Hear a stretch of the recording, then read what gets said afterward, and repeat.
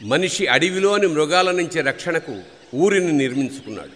ఊరిలో కూడా అన్యాయం మాటున మృగాలు వేటాడితే న్యాయం కోసం తిరిగి అడవి బాట పట్టాడు. ఆ అడవిదారిలో వేసిన ప్రతి అడుగు నెత్తుటి మడుగై ఒక్కొక్క ఊరిని పోరాటాల పురిటిగడ్డగా మార్చింది. అలాంటి ఒక ఊరే శ్రీరామగిరి. ఈ కథ ప్రారంభమైంది అక్కడే.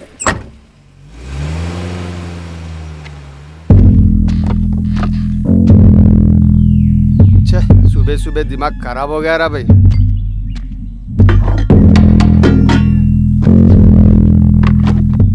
ఒకటి తమ్ముడు ఏందన్నా పొద్దున్నే డ్యూటీ ఎక్కినావు? క్రికెట్ సీజన్ కదా తమ్ముడు. ఉదయం 6 గంటలైతే ఫోన్లు మాకీ కనెక్షన్ సరిగా లేదు, మాకీ కనెక్షన్ సరిగా లేదు సావా కొడుతున్నారు అనుకో.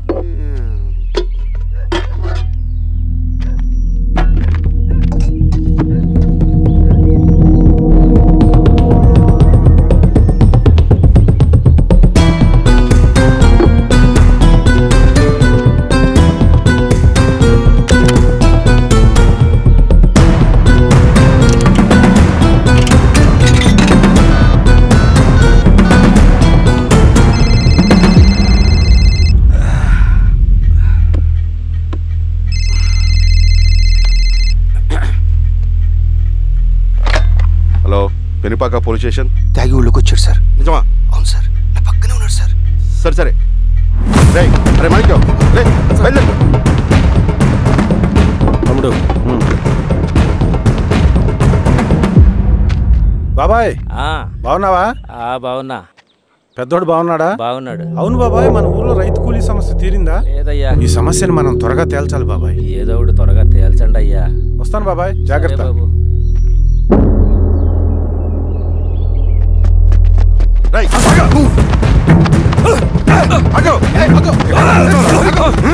సార్ నన్ను వదిలేయండి.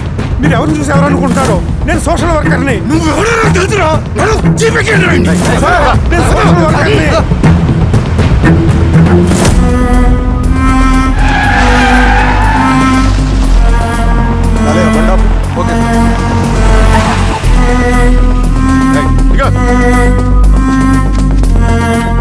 ఏంటి సార్ అడిగి ఆపారు? ఏం వీరస్వామి సార్, పోలీస్ స్టేషన్ లోనే ఎంక్వైరీ చేయాలని మన రూల్ ఉందా? అర్థమైంది సార్. రై తాడ్పట్రా. సరే సార్ పదా.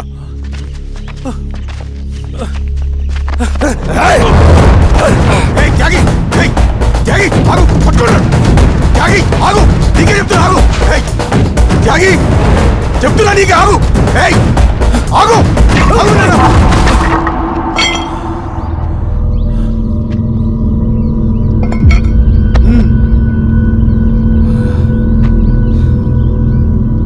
త్యాగి, కత్తింద పడి చెప్తున్నా కదా. జీవితం ఉద్యమం కోసం, నా ఊపిరి సింగన్నకు అంకితం.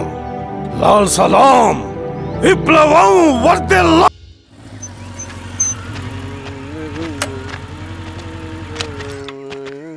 షబీర్ భాయ్. ఏందిరా భాయ్? మా కోనేటి వీధిలో కేబుల్ కనెక్షన్ రావట్లేదు భాయ్. పొద్దునేందిరా భాయ్? లేదన్నా, మేము కొంచెం క్రికెట్ బెట్టింగ్ పెట్టుకున్నాం, కొంచెం వీలైతే చూడన్నా. నేను రాను పోరా భాయ్. అన్నా ఏందిరా?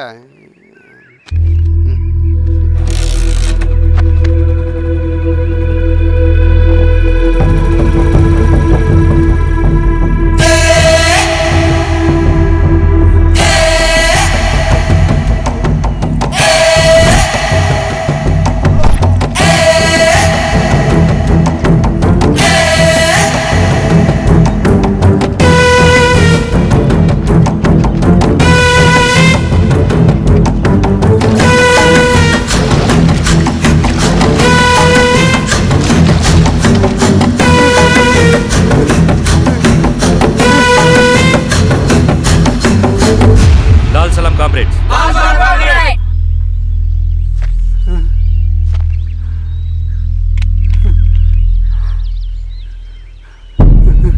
1 లక్ష రూపాయలు సంపాదించడానికి ఎన్ని రోజులు పడుతుంది? అడిగిన దానికి సూటిగా సమాధానం చెప్పు. 1 లక్ష రూపాయలు సంపాదించడానికి ఎన్ని రోజులు పడుతుంది? చెప్పురా ద్రోహి. అదే ఒక విప్లవకారుని తయారు చేయడానికి ఎన్ని రోజులు పడుతుంది తెలుసా? చెప్పురా. ఒక సూర్యగోళాన్ని సృష్టించినంత కష్టమరా. అలాంటి వాడిని ఒక 5,000 అమ్మేస్తావు కదరా.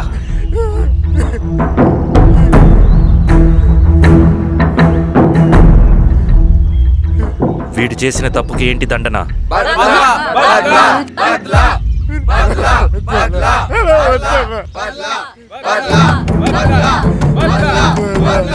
నీలాగా డబ్బుకు కకృతిపడి విప్లవకారుల్ని బలిపెట్టే ప్రతి ఒక్కొక్కడికి నీ చావుకు గుణపాఠం కావాలి.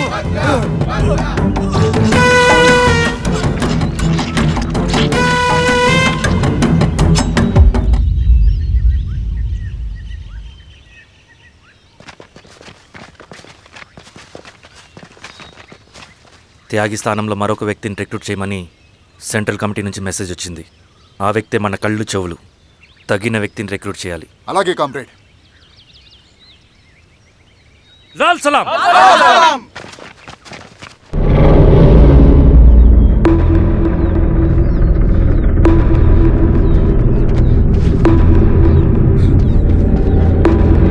సార్ సార్ సార్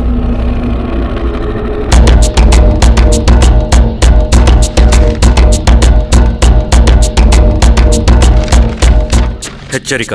డబ్బులు కమ్ముడిపోయే ఊరుకుక్కలతో విప్లవోద్యమాన్ని ఆపలేరు. ఆపాలని ప్రయత్నించే ప్రతి ఒక్కరికి ప్రజాకోట్లో ఇదే గతి పడుతుంది. ఇట్లు సింగన్న దళం.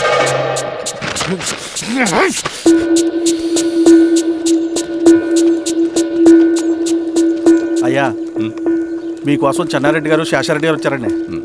కూర్చోమని చెప్పు. సరే అండి.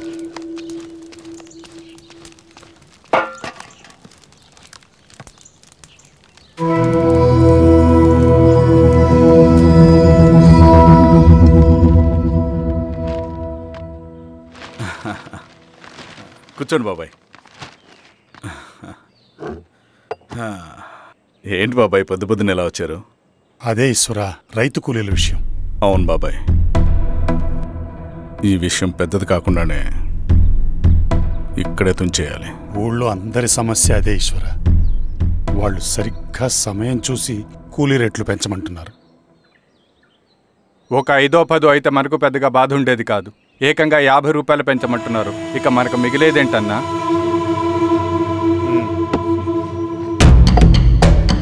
చెరువులోకి నీళ్ళు వచ్చేసరికి జలగలకి బలం పెరుగుతుందంట. ఆ అన్నల అండ చూసుకుని కూలీ నా కొడుకులు రెచ్చిపోతున్నారు. అలా కొనసాగడానికి వీల్లేదు. ఓ గంటకి మీరందరూ పోలీస్ స్టేషన్కి రండి. అక్కడ మాట్లాడి ఏం చెయ్యాలో ఒక నిర్ణయానికి వద్దాం. అలాగే పద.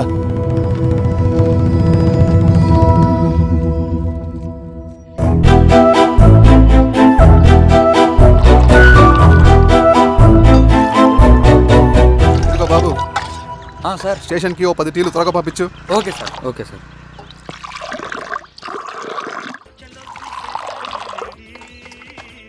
రెడ్డి గారు, బయట ఊరు నుంచి కూలీ వాళ్ళని తీసుకొస్తే ఇక్కడ ఊరోళ్ళు ఊరుకుంటారా? గొడవలకు వస్తారండి. నాకు లా అండ్ ఆర్డర్ ఇష్యూ అవుతుంది. వాళ్ళు గొడవకు దిగితే మేమన్నా వాచమలమా? ఏం చేయాలో మాకు తెలుసు. చుండూరు, కారంచెడు, పదిరికుప్పం, నీరుకొండల్లో ఏం జరిగిందో ఈ ఊర్లో కూడా అదే జరుగుతుంది. మీరు ఇలా ఆవేశపడితే ఎలా రెడ్డి గారు? మీరైనా చెప్పండి ఈశ్వర్ రెడ్డి గారు. ఏం చెప్పమంటావు గిరిధర్? వాళ్ళు ప్రతి సంవత్సరం ఇలా పెంచుకుంటూ పోతూ ఉన్నారు. ఈ సంవత్సరం 50, వచ్చే సంవత్సరం ఎంతని ఎవరికని వాళ్ళు అడిగిందంతా ఇచ్చుకుంటూ పోతూ ఉండాలా మేము? వచ్చే సంవత్సరం పెంచర్లేండి సార్. సరే, అలాగని వాళ్ళని రాసిమ్మని చెప్పండి, అప్పుడు చూద్దాం. వీరస్వామి, ఆ నరసింహ గారిని పిలువు. సార్, నరసింహ గారు సార్ పిలుస్తున్నారు. నమస్తే సార్. నమస్తే, కూర్చోండి. Sir tea. నమస్కారం. నమస్తే సార్. టీ అందరికీ చూడండి నరసింహ గారు, మీరు అడిగింది ఇవ్వడానికి వాళ్ళు సిద్ధంగా ఉన్నారు. కానీ వచ్చే సంవత్సరం మీరు కూలీల రేటు పెంచబోమని హామీ ఇవ్వాలి. వచ్చే సంవత్సరం మిగిలిన వస్తువుల ధరలు పెరగవని మీరు హామీ ఇవ్వండి, అలాగే మేము ఇస్తాం. మేము అడిగింది మీ చేతిలో ఉంది, మీరు అడిగింది మాత్రం మా చేతిలో లేదు. వాళ్ళ చేతిలో ఉంది సార్, అంతా అన్నల చేతిలో ఉంది. సార్, వాళ్ళెవరో మాకు తెలియదు. మేమెవరి చేతుల్లో కీలువమనం కాదు. ఇది మా రైతు కూలీలందరం కలిసి సమిష్టిగా తీసుకున్న నిర్ణయం. చిన్న చిన్న అవసరాలకు అప్పులు తీసుకున్న పాపానికి మా భూముల్ని బలవంతంగా గుంజుకుని మా పొలాల్లో మమ్మల్నే కూలీలుగా మార్చారు వీళ్ళు. భూమి మాది, పని చేసేది మేము, పండించేది కూడా మేమే. అవన్నీ మీ పార్టీ మీటింగ్ లో చెప్పుకోండి, వింటారు. కూలీ డబ్బులు ఎవరి దయాధర్మం కాదు, మీకు తోచినంత ఇవ్వడానికి అది మా హక్కు. మేము అడిగింది న్యాయబద్ధంగా ఇవ్వకపోతే మీ పొలాల్లో ఒక గింజ కూడా రాలదు. పండిన పంటనంతా కాకులకి గద్దలకి వేసుకోవాల్సి వస్తుంది. ఇక దీని మీద చర్చ అనవసరం. వస్తాం. నరసింహులు గారు కొంచెం ఆగండి సార్. మీరైనా కొంచెం చెప్పండి సార్. కొవ్వెక్కిన ఎండ్రకాయ కన్నంలో ఇరుక్కుందంట. దాన్ని బయటికి ఎలా తీయాలో, కోసి కూర ఎలా వండుకోవాలో మాకు బాగా తెలుసు. పదండి బాబాయ్.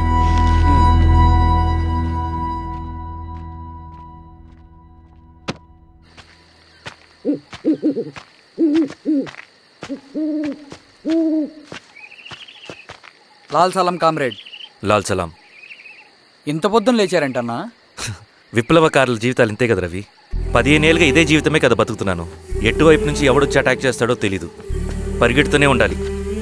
ఈ అడవిలో కడుపు నిండా తిండి, కంటి నిండా నిద్ర కూడా ఉండదు. ఒక్కొక్కసారి తాగడానికి చుక్క నీరు కూడా దొరకదు. 2 పుస్తకాలు, 1 కిట్ బ్యాగ్, అందులో 2 జతలు, ఒకటి ఒంటి మీద, ఇంకోటి దండం మీద. ఇవే మనకున్న ఆస్తి. ఒక్కొక్కసారి ఇవి కూడా ఉండవు. బార్డర్లో సైనికుడు లాంటి వాడే, అడవిలో విప్లవకారుడు కూడా. ఇదంతా జనం కోసం, వాళ్ళ బతుకుల్లో వెలుగు కోసం. సరే, ఏం సమాచారం? కూలీ రేట్లు పెంచే విషయంలో భూస్వాములు చాలా పట్టుదలగా ఉన్నారన్న. కానీ మన నరసింహులు నన్ను ఒప్పుకోలేదు. మీటింగ్ అయ్యాక వెళ్తూ కోపంగా ఏదో మాట్లాడారన్న. నాకెందుకు అనుమానంగా ఉంది. కీడు తలపడితే ఎక్కువ నష్టం వాళ్ళకే రవి. కానీ మధ్యలో రైతు కూలీల పరిస్థితి ఏమైపోతుందని ఆందోళనగా ఉందన్న. చదరంగంలో నిలబడ్డాక చావుకి వెరవకూడదు రవి. ఇన్నాళ్ళు వాళ్ళు ఇచ్చిన పావలాకి 10 పైసలకి కూలి చేశారు. వాళ్ళ జీవితాలు బాగుపడాలంటే మనం ఎత్తిన పిడికిని దించకూడదు. సరే అన్న. స్వామి, ఎలా ఉన్నారు ఊళ్ళో అందరూ? అందరూ బాగున్నారమ్మా. కోతలు కొయ్యలేదేంటి? ఊళ్ళో కూలి రేట్ల కోసం గొడవ నడుస్తూనే ఉందమ్మా. అడిగినంత ఇవ్వాల్సిందేనని కూలీలు, నచ్చినంత ఇస్తామని రైతులు. ఎవరు రేటు తేగట్లేదమ్మా. ఈ ఇష్యూలో అన్నలు ఇన్వాల్వ్ అయ్యారా? వాళ్ళు వెనక లేకుంటే ఈ కూలి చేసుకునే వాళ్ళకి ఎక్కడి నుంచి వచ్చినాయి అమ్మా ఎన్ని గుండ్లు? ఇచ్చింది పుచ్చుకుంటమే తప్ప ఏనాడన్నా ఇంత కావాలని అడిగారు వీళ్ళు. పోనీలే, ఇన్నాళ్ళకైనా వాళ్ళకేం కావాలో నోరు తెరిచి అడగగలుగుతున్నారు. సంతోషమేగా. తీసుకుని మీదటైనా జాగ్రత్తగా ఉంటుంది.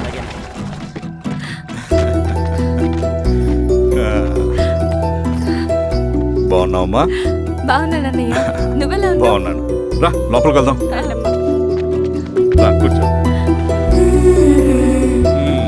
సో ప్రయాణం అంతా బాగానే జరిగింది కదా? నీ ఫేవరెట్ నెత్తిపూరి. రా వడ్డిస్తారా? ప్లేట్ తిప్పు. నాకొద్దన్నయ్య, నాకు మంచి కాఫీ తాగాలని ఉంది. అమ్మో, నీకు నచ్చినట్టు కాఫీ చేయాలంటే ఆ దేవుడి దిగి రావాలి తల్లి. ఏంటో అన్నయ్య, మంచి కాఫీ తాగకపోతే ఇక ఆ రోజంతా అదోలా ఉంటుంది నాకు. రేయ్ సామే, అర్థమైంది. శిరీష్ అమ్మకి మంచి కాఫీ కావాలి, అంతేగా. నేను వెళ్ళి పట్టుకొచ్చేస్తా. ఎక్కడికి స్వామి? మన ఊళ్ళో మెగాస్టార్ హోటల్ ఉందమ్మా, అందులో కాఫీ చాలా బాగుంటుంది. నేను వెళ్ళి పట్టుకొచ్చేస్తా. స్వామి, కాఫీ అంటే అక్కడికి వెళ్ళి వేడి వేడిగా తాగాలి. నేను వస్తాను పద. అవునమ్మా, అక్కడ నేను కూడా తాగాను, చాలా బాగుంటుంది. వెళ్ళు. థ్యాంక్ యూ అన్నయ్య. ఆడుతూ పాడుతూ పని చేస్తాం.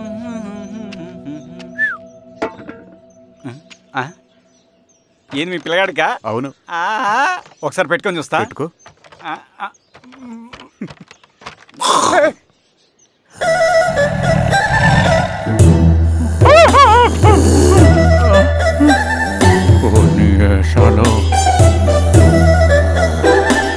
ఇన్ని బట్టలు ఉంటే చూడండి, బట్టలు లేకుండా చంపేస్తా.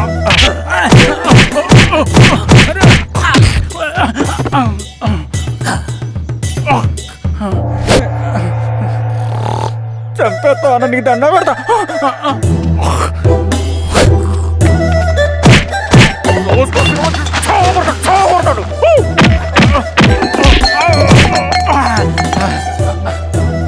నేనన్నా బొట్టుని ఏందన్నా నన్ను చంపుతాయంది.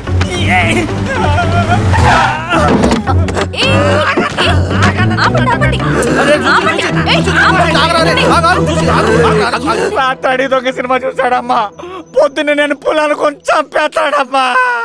మేడం మంచి కాఫీ పెట్టు. మేడమా? అయితే మేడంకి స్పెషల్ కాఫీయా? ఓకే అమ్మా, ఆడికి చిరంజీవి పిచ్చి. పిచ్చా? కాదమ్మా, ఫ్యాను. రండమ్మా కాఫీ తాదు కానీ. కూర్చోండి అమ్మా. ఏంటి స్వామి ఇతను? చాలా మంచోడమ్మా, మెగాస్టార్ సినిమాలు చూసిన వాళ్ళు అయిపోతాడు. స్వామి అమ్మా ఈ కాఫీ నేను ఎక్కడో తాగాను. మేడంకి స్పెషల్ కాఫీయా? ఏయ్, చూచి. మళ్ళక్కడికా? పద మేడం మందులు రాసుకో చూచి. Thank you. పద కూర్చో.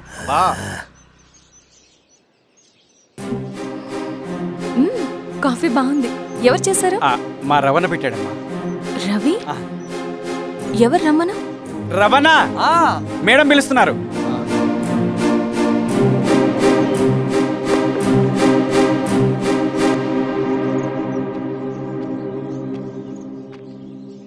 ఇతనే రవణ. శిరీష మీరా? రవి నువ్వేంటి ఇక్కడ? కాఫీ బాగుందా? చాలా. అది కాదు రవి, నువ్వు ఇక్కడ. ఈ హోటల్ మనోల్దే. మన ఫ్రెండ్స్ అందరు బాగున్నారా? చాలా బాగున్నారు. అవును మీరేంటి ఇక్కడ? ఏమైంది అన్నా? అన్నా ఏమైందన్నా? అన్నా లే అన్నా. స్వామి త్వరగా కారుదా. జాగ్రత్త అన్నా, త్వరగా పట్టి తీయనా. అన్నా త్వరగా పోనీ.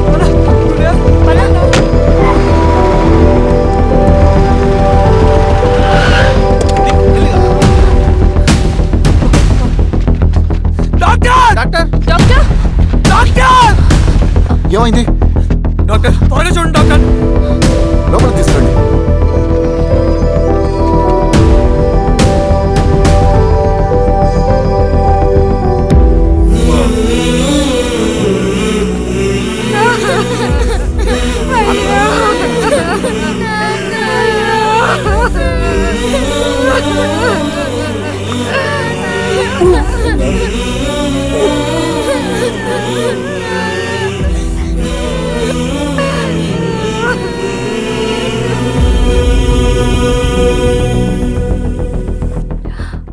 ఎలా ఉంది డాక్టర్? డాక్టర్ చనిపోయాడమ్మా.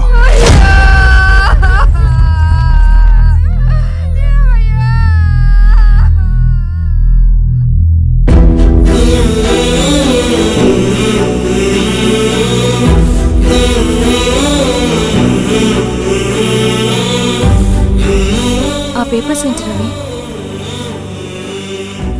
అతని భూమికి సంబంధించిన పేపర్స్.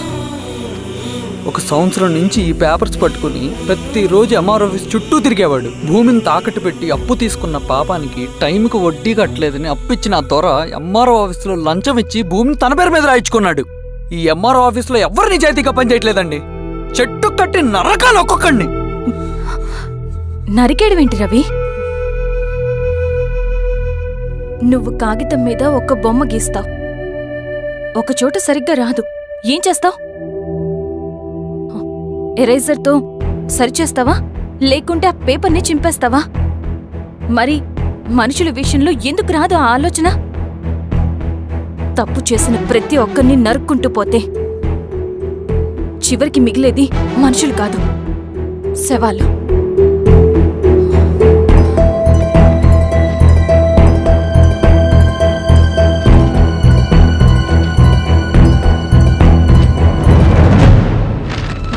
పదరవి రా.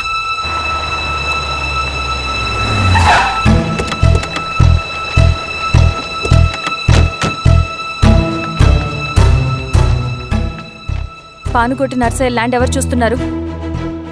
మీరెవరు? ఇదిగోండి అప్లికేషన్. ఇది డిస్ప్యూట్ ల్యాండ్, ఎవడేం చేయలేడు.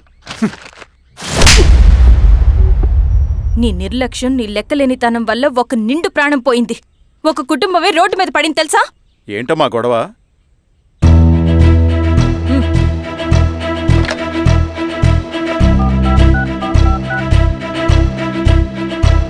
Hello sir.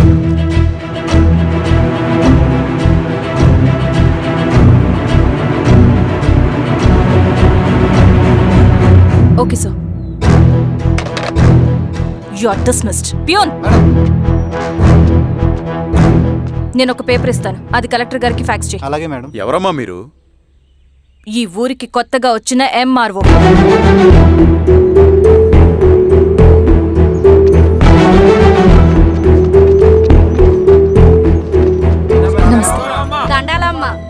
మీ పరిస్థితులు నాకు తెలుసు. పని చేస్తేనే మీకు పూట గడుస్తుంది. పనులు మానుకుని మీరు ఈ ఆఫీస్ చుట్టూ తిరగాల్సిన అవసరం లేదు. మరి ఎట్టాగమ్మా? నేనే మీ ఊరొస్తాను. ఆ రోజు అరగంట వీలు చూసుకుంటే చాలు, మీ పని పూర్తయిపోతుంది. దండాలమ్మా.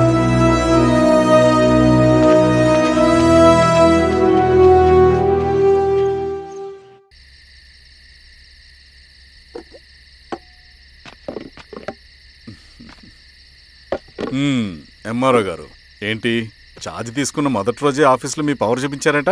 అన్నయ్య, నువ్వు సస్పెండ్ చేసిన వ్యక్తి నా దగ్గరికి వచ్చాడమ్మా. పాపం కన్నీళ్లు పెట్టుకున్నాడు. అతడి వల్ల నష్టపోయిన ఒక వ్యక్తి నా కళ్ళ ముందు చనిపోయాడన్నయ్య. కన్నీళ్లు ఎన్నిసార్లు తుడుచుకున్నా పోతాయి, కానీ వీళ్ల నిర్లక్ష్యంతో పేదవాళ్ల ప్రాణాలే పోతున్నాయి.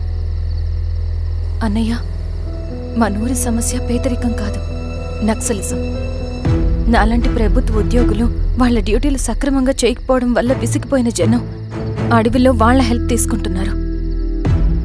ఒక వ్యవస్థ ఇక్కడ సరిగ్గా పనిచేయనందుకే మరో వ్యవస్థ అక్కడ పుట్టింది.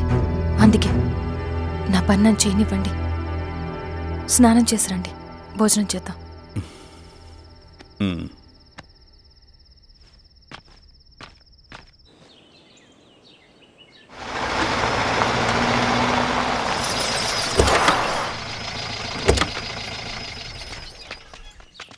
నమస్కారం అమ్మా. నమస్తే. ఇలా రండి. మీ ఊరు నుంచి కొందరు ఎంఆర్ఓ ఆఫీస్లో అప్లికేషన్స్ ఇచ్చారు. తను వాళ్ళ పేర్లు చెప్తారు, వాళ్ళని పిలవండి. అలాగే మేడం. వెళ్ళండి. Madam, coffee. నువ్వెప్పుడు వచ్చావు రవి? మీరు గంటకోసారి కాఫీ కావాలంటారు కదా, మాటి మాటికి వెళ్ళి రావడం ఎందుకని వచ్చేసా.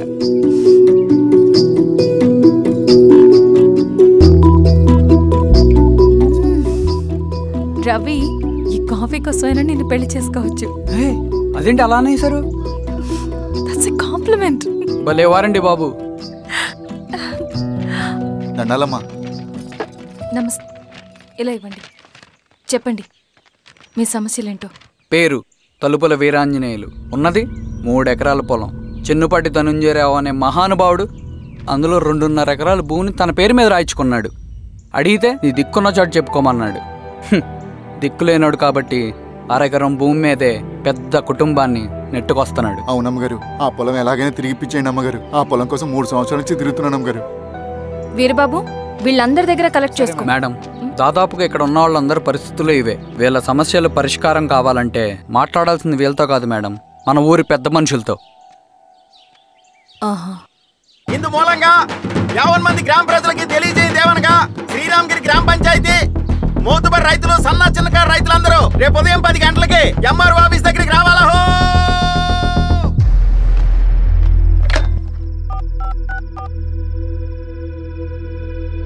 హలో, ఎవరు? నమస్తే బాబాయ్, నేను ఈశ్వర్ రెడ్డి. ఎలా ఉన్నావు? బాగున్నా. చెప్పు బాబాయ్, శిరీష్ ఎంఆర్ ఆఫీస్లో భూ సమస్యల గురించి రేపు మీటింగ్ ఏర్పాటు చేసింది. ఈ విషయం మన వాళ్ళంతా ఎలా తీసుకుంటారో అర్థం కావట్లేదు. అందుకనే మీకు ఫోన్ చేశాను. శిరీష్ చెప్పింది చేయండి, అదే మనకి కలిసి వస్తుంది. సరే బాబాయ్, ఉంటాను.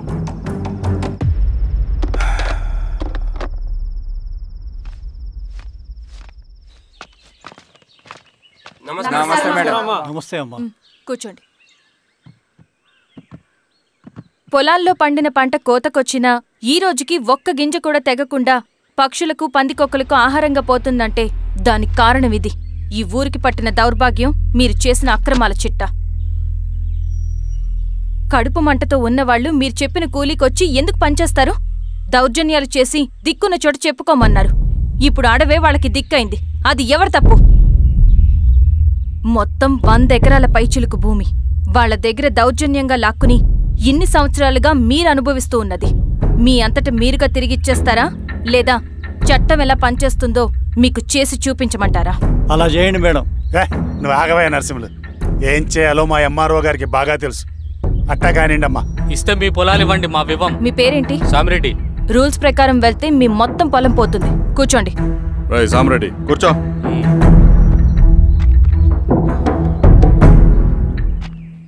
ఏమ్మా, సంతోషమేగా? మరీ నువ్వు అనుకున్నంత చెడ్డవాళ్ళేం కదమ్మా మనోళ్ళు.